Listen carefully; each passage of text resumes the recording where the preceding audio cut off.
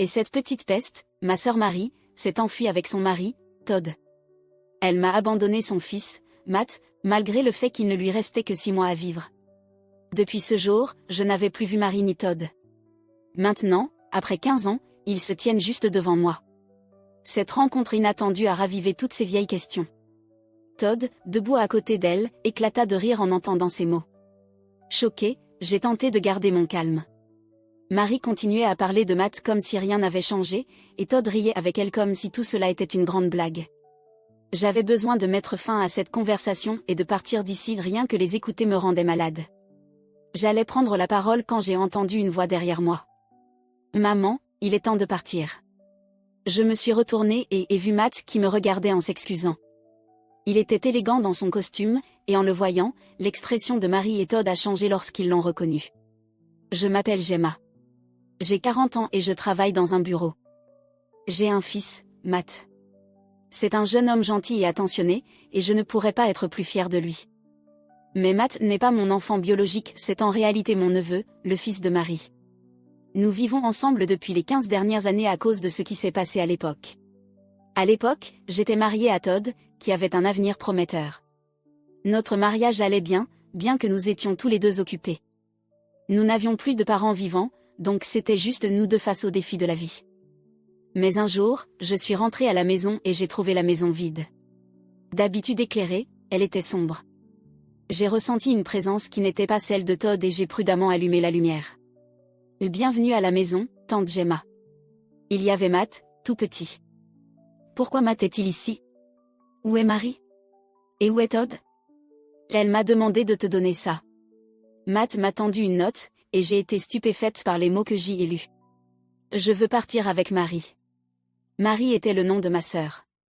Je me suis précipitée dans le salon, et sur la table se trouvaient des papiers de divorce. J'ai pris mon téléphone et essayé d'appeler Todd, mais il ne répondait jamais. Lorsqu'il a enfin répondu, c'était un message automatisé. J'ai essayé d'appeler Marie, mais le résultat a été le même. Je devais accepter que Todd m'avait quitté pour Marie. Je ne l'avais pas vu venir. Tante Gemma, où est partie maman? La question innocente de Matt m'a ramenée à la réalité. Marie avait laissé son enfant bien-aimé derrière elle pour s'enfuir avec mon mari. Comment avait-elle pu faire ça, surtout à un enfant pour lequel elle se souciait tellement? J'ai doucement serré Matt dans mes bras, qui semblait perdu et abandonné. Marie élevait Matt seul depuis son propre divorce, 1 an après mon mariage avec Todd. Elle ne se plaignait jamais, vivant dans un petit appartement et faisant de son mieux. Mais quand Matt avait 5 ans, elle est arrivée chez moi, épuisée. Je ne peux plus m'occuper de lui. Pourquoi? Marie a expliqué lentement que Matt avait toujours été petit et en sous-poids, et après des tests, il a été diagnostiqué avec une maladie chronique. Elle avait fait tout ce qu'elle pouvait pour lui, mais ce n'était pas suffisant. Ils ont dit qu'il ne lui resterait peut-être pas plus de 6 mois. Marie a commencé à pleurer, et j'ai été choquée par ses paroles. Je voulais l'aider, la soutenir. Cette nuit-là, je l'ai appelé et lui ai dit que je l'aiderais. Je vais t'aider. Que veux-tu dire par aider? Je prendrai Matt demain pour que tu puisses te reposer. Marie avait l'air soulagée, et peu après, j'ai commencé à m'occuper de Matt régulièrement. Tante Gemma, on joue. Matt s'est rapidement rapproché de moi, et nous sommes devenus proches. Marie hésitait au début, mais elle a vite commencé à compter de plus en plus sur moi. Merci, Gemma. Je t'en suis vraiment reconnaissante. Oh, ce n'est rien. J'aime passer du temps avec Matt. Marie a souri, et j'étais heureuse de la voir sourire à nouveau. Je continuais à m'occuper de Matt pour que Marie puisse se reposer, mais peu à peu, elle commençait à revenir de plus en plus tard. Avec le temps, chaque week-end, Matt restait avec moi. J'ai commencé à suspecter quelque chose. Marie, que fais-tu qui te fait revenir si tard? Je me repose, comme tu me l'as suggéré. Sa réponse semblait évasive, et je m'inquiétais du fait qu'elle laissait son fils sans supervision adéquate. Tu peux simplement me faire confiance? Je te fais confiance, mais tu reviens tellement tard, et ça m'inquiète. Gemma, j'ai ma propre vie à vivre. La réponse de Marie fut froide, et je ne pouvais pas me défaire de la sensation qu'elle me cachait quelque chose. Elle continuait d'ignorer mes préoccupations, insistant sur le fait qu'elle prenait simplement du temps pour elle. Je me sentais de plus en plus mal à l'aise, mais j'ai essayé de ne pas empirer la situation. Avec le temps, j'ai réalisé que le comportement de Marie ne changerait pas, d'accord, mais si quelque chose se passe, fais-le-moi savoir. Marie m'a remercié, mais son attitude m'a laissé avec un mauvais pressentiment. Finalement, j'ai découvert qu'elle sortait avec plusieurs hommes tout en laissant Matt avec moi. Elle a commencé à l'abandonner chez moi sans même me prévenir. Je me suis sentie trahie, et, en la voyant si insouciante, je suis restée sans voix. Tu sais où va ta maman? Non. Maman n'aime pas parler de ça. Je n'arrivais pas à croire qu'elle laissait Matt sans explication. Un jour, Marie est partie sans laisser de message, abandonnant Matt chez moi. Et c'était la dernière fois que je l'ai vue, jusqu'à aujourd'hui. Marie a disparu, laissant Matt derrière elle. Mon mari, Todd, est parti avec elle, et je me suis retrouvée seule avec Matt. J'étais envahie par un mélange d'incrédulité et de colère, mais, en regardant Matt, j'ai vu la peur dans ses yeux. Je me suis agenouillée pour être à sa hauteur, j'ai soutenu son regard et j'ai pris une décision. Matt, ta maman pourrait ne pas revenir pendant un moment.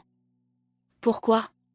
Ses yeux étaient pleins de préoccupation, et je ne savais pas comment répondre. Matt était encore trop jeune pour tout comprendre, mais je ne pouvais pas non plus cacher la vérité indéfiniment.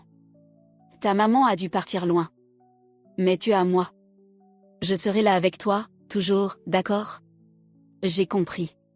Matt semblait incertain, mais il hocha la tête et esquissa un petit sourire. À partir de ce jour, c'était juste moi et Matt. Il avait toujours été fragile, se fatiguant facilement avec n'importe quelle activité légère. Marie m'avait dit qu'il suivait un traitement, mais cela ne semblait pas être vrai. En observant sa santé délicate, je m'inquiétais du genre de soins qu'il avait reçus auparavant. Tout ce que je savais avec certitude, c'était que Matt avait besoin de plus de soutien que ce qu'il avait eu. Je l'ai emmené à l'hôpital pour un bilan complet, enfin, j'ai découvert la vérité sur son état.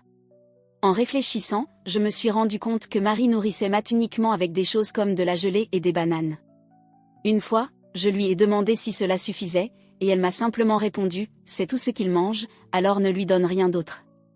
Les médecins ont expliqué que le régime alimentaire de Matt était gravement déficient en nutriments. Dès lors, j'ai commencé à m'informer sur la nutrition adéquate et à m'assurer que Matt ait des repas équilibrés. Chaque matin, je préparais une soupe nourrissante remplie de légumes pour l'aider à obtenir les nutriments dont il avait besoin.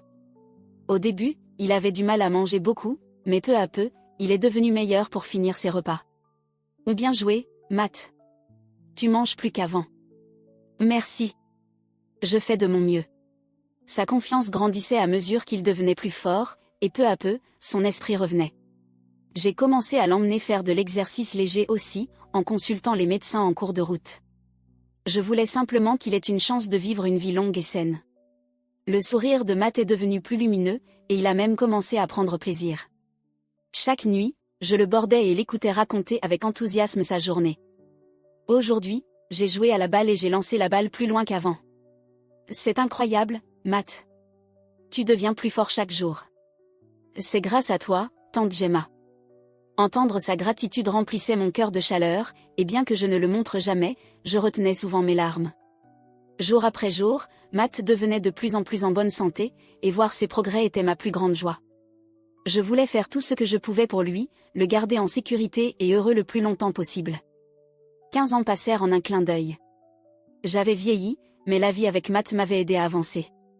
Je ne me suis jamais remariée après que Todd soit parti avec Marie, et ma vie avait changé radicalement. Je me demandais parfois comment allaient Marie et Todd, mais je n'avais pas vraiment envie de les voir. J'étais simplement curieuse de savoir quel genre de personnes ils étaient devenus. Puis, quelques jours plus tard, cette curiosité fut satisfaite. « Léi, tu es Gemma ?» Alors que je faisais des courses un jour, j'entendis une voix et me retournai.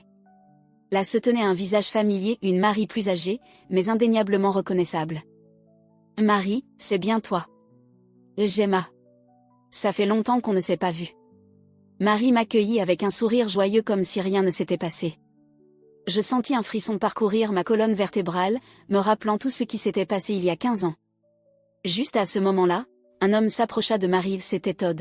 « Eh bien, qu'est-ce qui se passe? »« Attends, c'est Gemma? »« Waouh, Gemma, tu as bien vieilli, hein ?» Je serrai les dents, me demandant comment il pouvait sourire aussi calmement. Todd m'avait laissé, et Marie avait abandonné Matt. Matt et moi avions un accord tacite de ne jamais en parler, mais il devait comprendre ce qui s'était passé. Et pourtant, voilà Marie et Todd, agissant comme si de rien n'était. Après 15 ans à se cacher, ils avaient l'audace de m'approcher comme si rien n'avait changé. Tu crois que tu fais quoi? Je laissai ma colère se manifester, mais Marie éclata de rire. Oh, allez, Gemma. Tu n'es pas contente d'avoir passé du temps avec Matt? Je n'arrivais pas à croire son audace, incapable de cacher mon dégoût. Oh, ne sois pas aussi en colère. Laisse-le passer derrière toi. Je me forçais à garder mon calme, sachant que ces deux-là n'avaient aucun remords pour ce qu'ils avaient fait. Et ce petit monstre, comment va-t-il? Ces paroles me laissèrent sans voix, tandis que Todd riait à côté d'elle. Ne l'écoute pas, Matt n'est pas un gamin mourant. Je l'ai regardé, me demandant s'il pouvait vraiment être considéré comme humain. Quoi? Tu es toujours célibataire, Gemma? Tu as raté ta chance? Eh bien, Marie et moi, on est toujours follement amoureux. Je ne voulais pas entretenir leurs questions, sachant que cela ne ferait que les rendre plus heureux de me voir frustrée. Et tu es toujours amère d'avoir été laissée? Tu ne peux même pas demander de pension alimentaire ou de soutien pour l'enfant, tu savais ça? À ce moment-là, j'éprouvais une étrange satisfaction de ne pas avoir laissé sortir une réaction de ma part. Je décidai qu'il était temps de mettre fin à cette conversation. Eh bien, l'enfant de Marie a peut-être été un échec, mais notre fille est parfaitement en bonne santé. Fille. Ce mot me frappa, et je me tournai vers lui avec une question. Quel âge a ta fille maintenant? Elle a juste eu 14 ans. C'est la chose la plus mignonne du monde. Todd semblait clairement l'adorer, mais l'expression de Marie se tendit.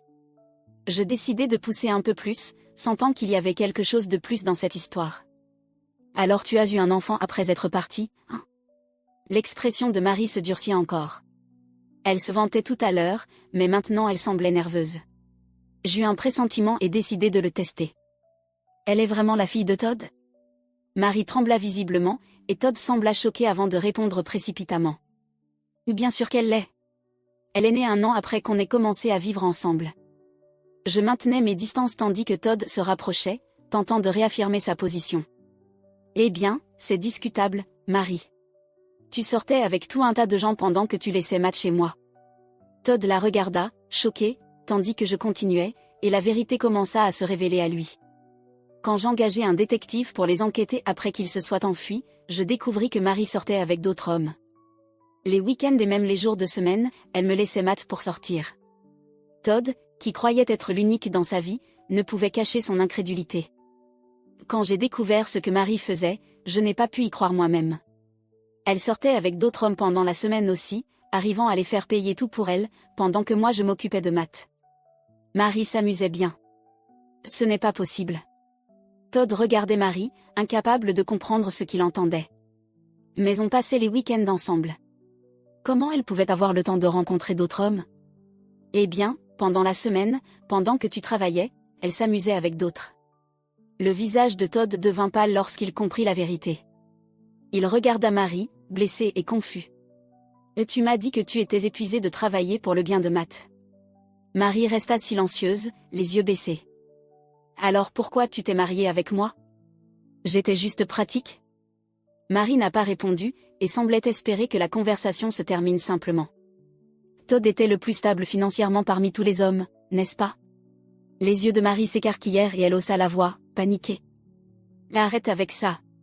Todd la regarda avec un mélange de colère et d'incrédulité. C'est vrai? J'étais juste ton distributeur automatique? Marie resta silencieuse, son visage rouge de honte. Je continuai calmement, révélant ce que j'avais découvert grâce au détective. J'ai des enregistrements de conversations avec tes amis où tu appelles Todd ton distributeur automatique. Marie se figea, réalisant à quel point ses secrets avaient été exposés. Todd semblait encore plus dévasté, incapable de cacher sa douleur. Alors notre fille n'est peut-être même pas la mienne? Non. C'est ridicule. Elle est la tienne. Marie agrippa son bras, désespérée de le convaincre, mais la confiance de Todd en elle était clairement détruite. Eh bien, je n'ai pas de preuves à ce sujet, mais tu peux facilement le découvrir avec un test ADN. Le visage de Marie devint pâle à cette suggestion, sa confiance ébranlée. Pas besoin de ça. Elle est bien la fille de Todd. Je me fichais de l'insistance de Marie. J'étais là uniquement pour défendre Matt après ce qu'il lui avait fait. Ce que vous décidez de faire est votre problème. Mais souvenez-vous, j'ai élevé Matt avec amour et soin, et cela ne changera jamais. Marie et Todd avaient l'air vaincus alors que je commençais à m'éloigner. C'est alors que j'entendis la voix de Matt derrière moi. Maman, tu es prête à partir? Oh, désolé de t'avoir fait attendre, Matt. Ce n'est pas grave. Allons-y. Marie et Todd regardèrent Matt, incapables de reconnaître le jeune homme confiant devant eux. Attends, c'est Matt? Marie pointa, sa main tremblant de choc. Matt était vêtu élégamment d'un costume, ayant l'air en bonne santé et fort rien à voir avec l'enfant faible qu'elle avait abandonné. Oui, c'est Matt. Il a maintenant 20 ans et il s'épanouit. Je me souviens de tout. Même si j'étais jeune, je sais qui vous êtes tous les deux, ma mère biologique et son amant. Todd eut l'air horrifié en prenant conscience de l'expression calme mais ferme de Matt. Mais, tu étais censé être vraiment malade, non? Je pensais que tu n'avais que 6 mois à vivre. Non. Matt n'a jamais été malade. Cette histoire de 6 mois était une invention de Marie. Après que Marie soit partie, j'ai emmené Matt à l'hôpital. Les médecins l'ont diagnostiqué comme étant mal nourri à cause d'une mauvaise alimentation. Il n'avait pas de maladie mortelle. Il n'y avait aucune maladie. Il avait juste besoin de nourriture et de soins appropriés. Marie devint rouge de honte tandis que je continuais. J'ai essayé, mais il était tellement difficile en matière de nourriture. Le visage de Todd se coucha de dégoût, réalisant comment elle avait négligé la santé de Matt. Matt mange bien maintenant. Il est en bonne santé, fort, et il faisait même du sport au lycée. Je suis en train d'étudier pour devenir médecin afin que d'autres enfants n'aient pas à traverser ce que j'ai vécu, ajouta Matt. Todd et Marie restèrent bouche bée à la déclaration de Matt. Je n'aurais jamais cru que tu irais aussi loin, murmura Todd. Et il n'est plus nécessaire que Marie l'insulte encore, en l'appelant des noms. Marie détourna le regard, honteuse. Si elle avait élevé Matt, il n'aurait jamais eu ce futur. Elle ouvrit la bouche pour dire quelque chose, mais Todd l'interrompit. Je veux divorcer. Quoi? Pourquoi? Non. Tu ne peux pas être sérieux. Marie s'accrocha à son bras, sa voix paniquée, mais l'expression de Todd resta ferme. Après avoir appris comment tu as négligé Matt et m'a menti, je ne peux pas rester avec toi. La respiration de Marie devint erratique alors qu'elle tentait de se défendre. C'est tout un malentendu. Gemma a déformé la vérité. Mais tu m'as traité comme un distributeur automatique, et maintenant je vois la vérité. Marie tenta de nier, mais la méfiance de Todd était déjà bien ancrée. C'est fini. Il se tourna vers moi, son visage plein de regrets. Gemma, je ne pourrai jamais réparer ce que j'ai fait, mais je suis vraiment désolé.